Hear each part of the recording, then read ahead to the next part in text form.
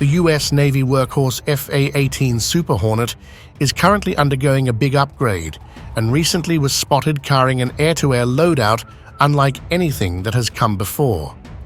In today's video, we will discuss improvements the engineers have made and implemented, how it differs from prior designs, and how it could be used in potential conflict with China.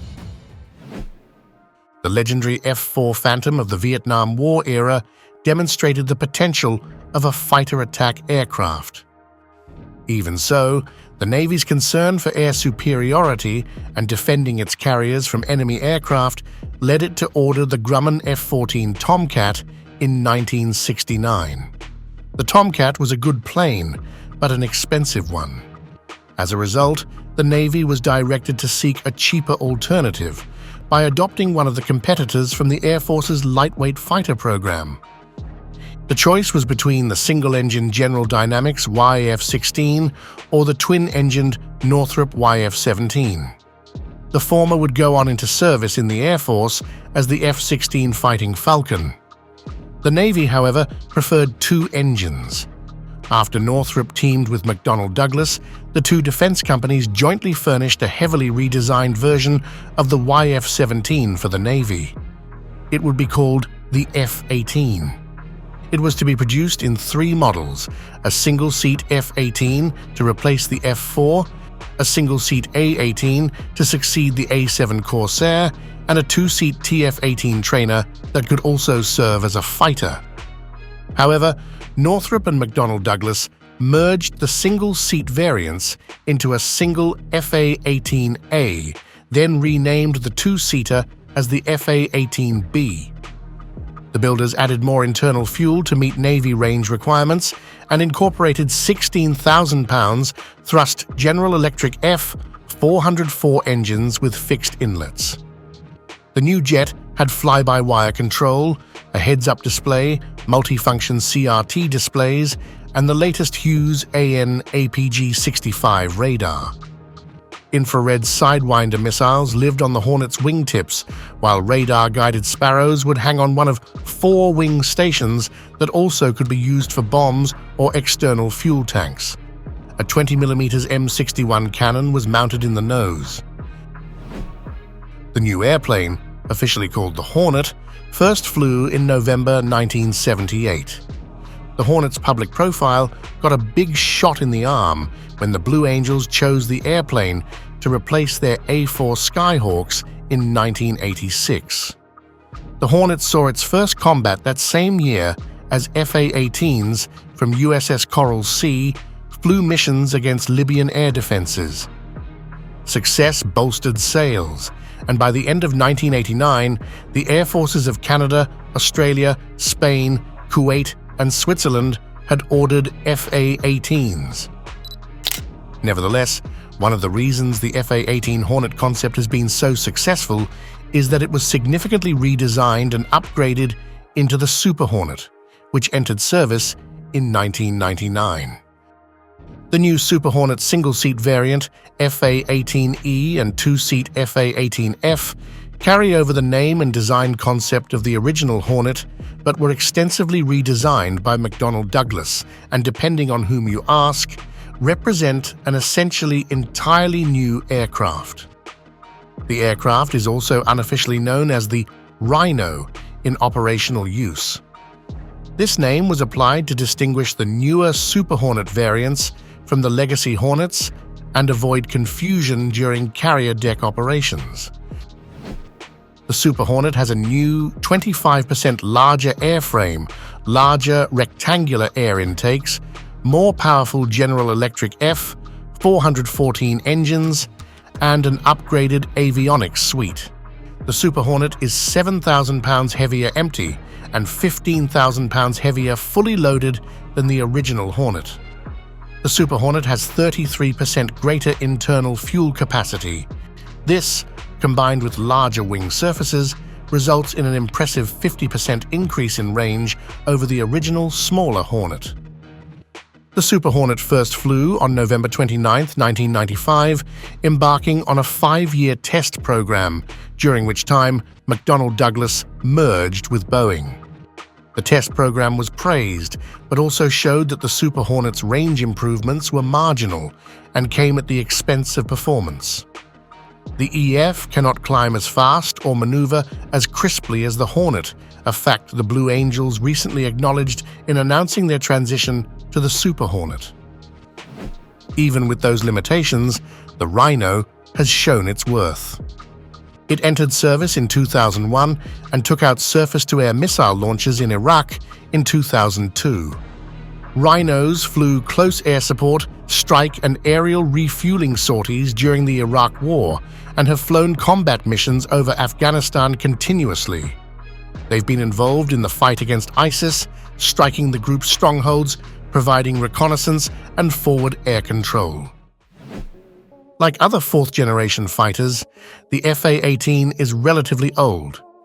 It's decades older than fifth-generation aircraft like the F-22 and F-35, so one might wonder why it's still in operation. The simple answer is that the current model of the F-18 is vastly different from the aircraft first introduced by McDonnell Douglas, which constructed the Hornet alongside Northrop beginning in the late 1970s to the 1990s. Recently, the US Navy and Boeing introduced the F-A-18 Block III Super Hornet. This isn't merely an upgrade of an existing airframe, it's a complete overhaul that brought the F-A-18 from the 1970s and 80s into the 2020s, and the new variant will likely dominate US aircraft carrier operations for the foreseeable future. Looking at the F-A-18 Block III Super Hornet from the outside, you wouldn't notice anything different from its Block II predecessor. Since its introduction, multiple upgrades and variants have produced a variety of F-A-18s, with the Block II entering the inventory in 2005, so it's been nearly 2 decades since the aircraft received a significant upgrade.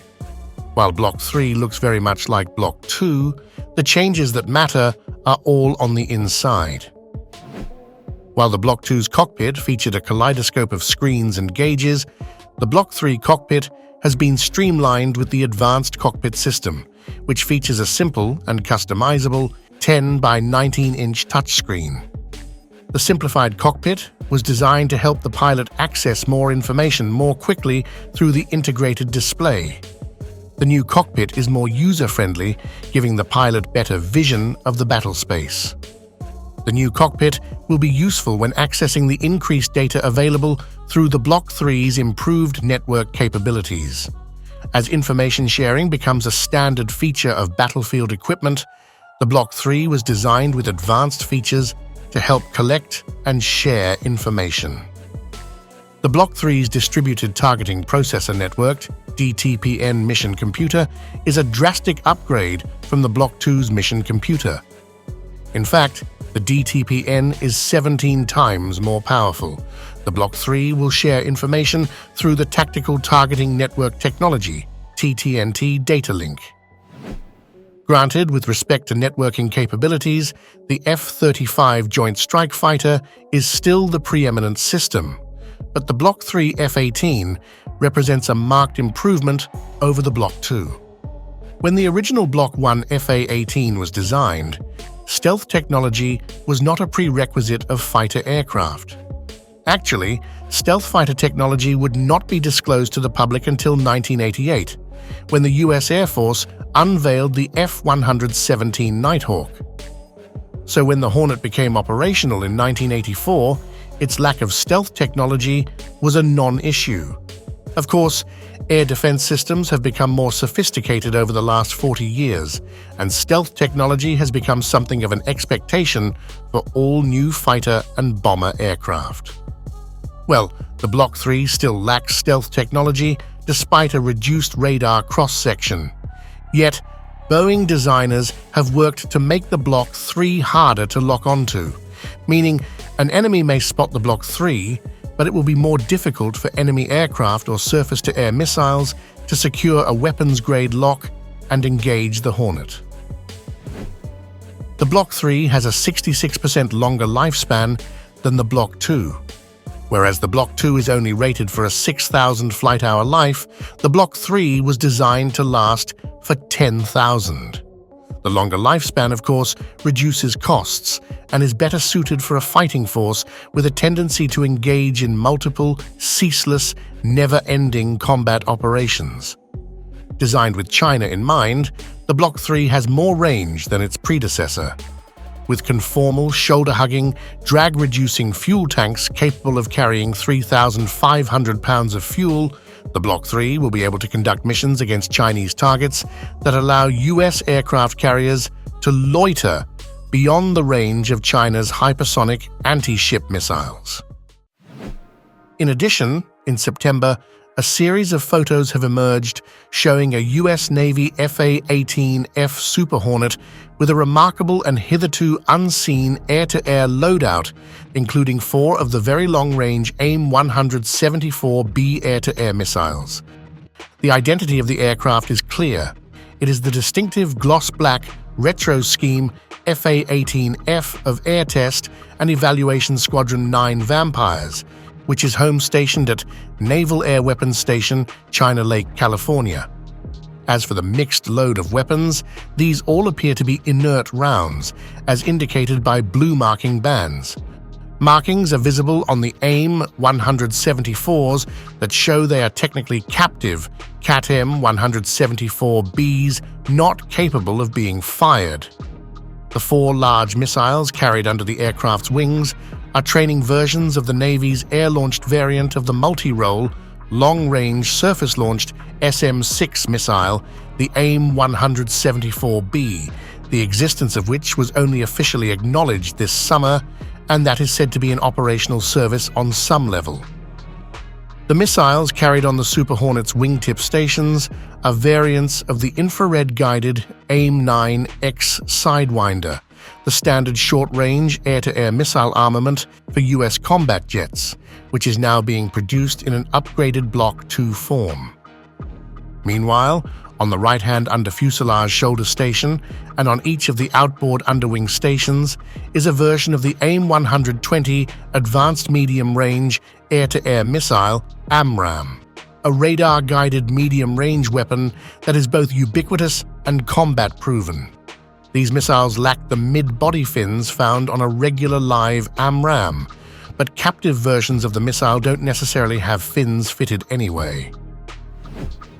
Without a doubt, the AIM-174B is an incredibly important program for the U.S. Navy, being squarely aimed at China's burgeoning air power capabilities, especially the fact that its fighters are beginning to outrange American fighters with their own advanced air-to-air missiles. Russia, too, has been busy developing air-to-air weapons with ranges that potentially far outstrip their Western equivalents. Alongside the missiles, it should also be noted that the Super Hornet carries an infrared search and track system, or IRST, on the centerline station. The complete IRST system consists of an FPU-13 drop tank with the IRST-21, also known as the AN/ASG-34, installed in the front portion. Finally, on the left-hand under-fuselage shoulder station is an AN/ASQ-228 Advanced Targeting Forward-Looking Infrared ATF-LIAR targeting pod. The IRST is an increasingly important tool in the air-to-air combat arena, especially for detecting stealthy platforms. The ATF-LIAR also has an air combat role, including providing visuals of distant aerial targets for identification friend or foe purposes. 4. AIM-174Bs, 3 AIM-RAMs, and 2 AIM-9X, as well as targeting and IRST pods, is, by any measure, a very impressive loadout, albeit one that has penalties when it comes to operational logistics. That load, including a full drum of 20mm ammo, weighs well over roughly 16,000 pounds, which is very heavy even for the Super Hornet, and induces a lot of drag. This means on-station time would be limited without consistent tanker support, but for some missions like fleet defense, this would make a lot of sense, and even projecting AIM-174 capability forward to take out force multiplier platforms like airborne early warning and control, electronic surveillance, and electronic warfare, tanker, and other prized platforms over long distances. And what do you think about it? Share your thoughts in the comments below. If you enjoyed this video, don't forget to like it and subscribe to the channel and turn on notifications to always stay in touch. And thanks for watching.